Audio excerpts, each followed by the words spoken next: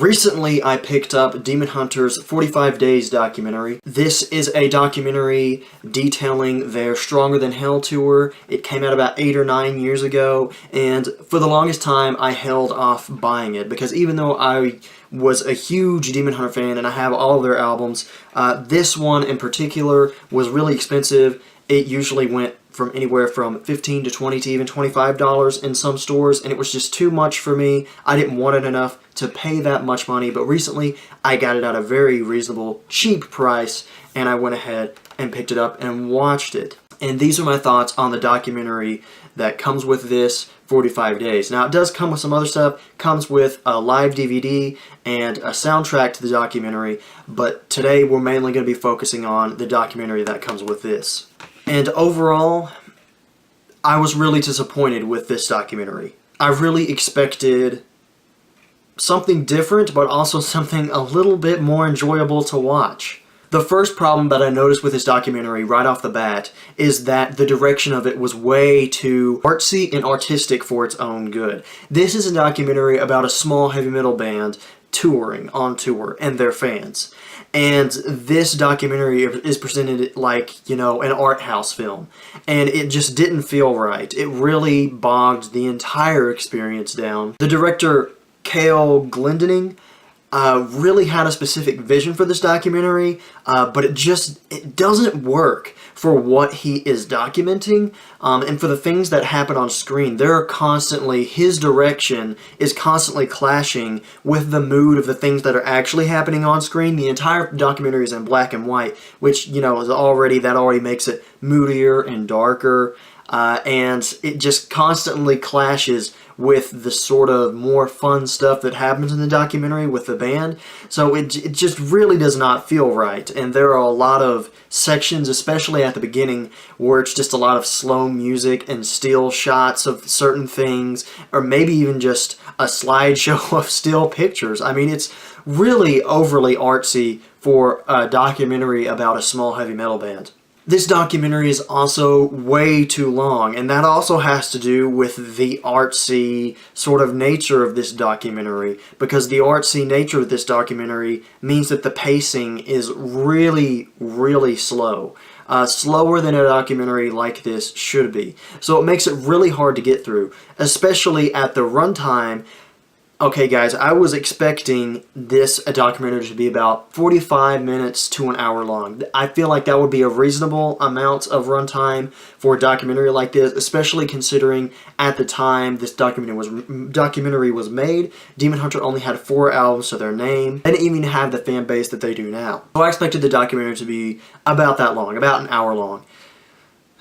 This documentary is almost 1 hour and 40 minutes long. I believe it is 1 hour and 38 minutes almost exactly. It is very, very long. And like I said, that has to do with the fact that it's just paced very slowly, and it's unnecessarily artistic. But perhaps a little bit of slow pacing and artsy, fartsy type stuff can be excused if it just presents the band well and really gets you to understand the band, how they formed, their passion, you know, their struggles on tour, things like that. Help you really get to know the band, because if you're connected with the characters in this documentary, aka the band, then this entire experience can still be enjoyable. However, the documentary can't even do that right. In fact, the documentary, even though it's supposed to be about Demon Hunter on crew, is really more about Demon Hunter's fans. It spends the majority of its runtime interviewing fans and talking about how Demon Hunter's music has influenced them or impacted their life in some way. And I understand the need for sections like that in a documentary like this. You want to show how passionate the fans are, how thankful the band is for their fans, etc. However, that's really all this documentary does as far as humanizing characters. It will bring in, every once in a while, a fan. They'll tell a story. You'll sort of connect with them, feel for them, and they'll tell about, you know, how Demon Hunter affected their lives. And it will be really sweet, really nice. It doesn't do the exact same thing for the band. In fact, it barely touches on the band. I was really looking forward to this documentary, you know, them talking about how the band started, their origins, their struggles on tour, the music making process, you know, the entire experience of putting on a concert, their motivations and passions for doing this in the first place. I was really looking forward to hearing and seeing that kind of stuff presented in this documentary. But none of it really is in here. Most of the things the band talks about are the message of their music, how they're a Christian band, and, you know, that they're really happy for their fans, and they're really happy that their fans enjoy the music, and they're really happy that their fans get a positive vibe and effect from their music. Again, I can understand how that's necessary, especially for Demon Hunter, since they're a Christian band. However, that's really all this documentary does, is constantly pound, we're a Christian band, we're a Christian band, look at all these people who love us. Yeah, look at all these people who love us. There's this person, and they love us because, you know, we helped them through this experience, and this person likes us because we helped them through that experience. That's really all this documentary is. It doesn't really go into the band, what they think. It doesn't really humanize the main characters of this story, which is the band. And because of that, you don't care about anything that happens in this documentary at all. There are things that happen in this documentary, you know, that concerns the band. There's parts where things go wrong. They switch trailers. One of their tires blows out. Blah, blah, blah, blah, blah. But there's no tension there. You don't care because, again, not only is this thing overly artsy, but it doesn't even develop its characters, the band. So you don't care about anything that happens in this documentary. And in fact, the characters that it does develop are, you know, only there for a minute. It's just the fans that are there, and they're interviewed, and they talk about Demon Hunter and how much they love them and how they've been impacted by their music. And that's it. Again, these elements, thanking your fans, you know, giving importance to your fans, highlighting fan experiences, that's important for a documentary like this. I can understand why you'd want that in there. But that literally, for an hour and 40 minutes, is all this documentary does. And it is boring. I struggled to get through this. I really, really did. I've never had to struggle to get through a Demon Hunter DVD like I have with this one. It was really boring to watch.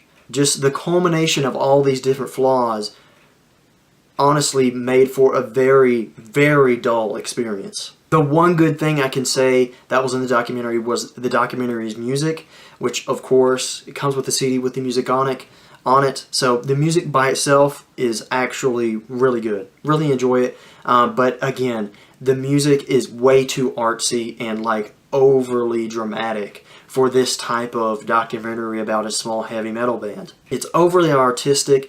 The director did not have a good vision for this documentary. He should have chosen a different direction to make it a little more exciting and perhaps tighten the pacing up a little bit in the editing. It also lacks focus. Like I said, it doesn't even focus on the band. We don't get to hear much from them. The documentary doesn't humanize them, so we don't get to sympathize with them. It really just focuses on a bunch of random fans that they interview, and that's about it. Between the fan interviews, there's some random shenanigans with the band. I mean, that's about it. That's the entire documentary. It's really boring.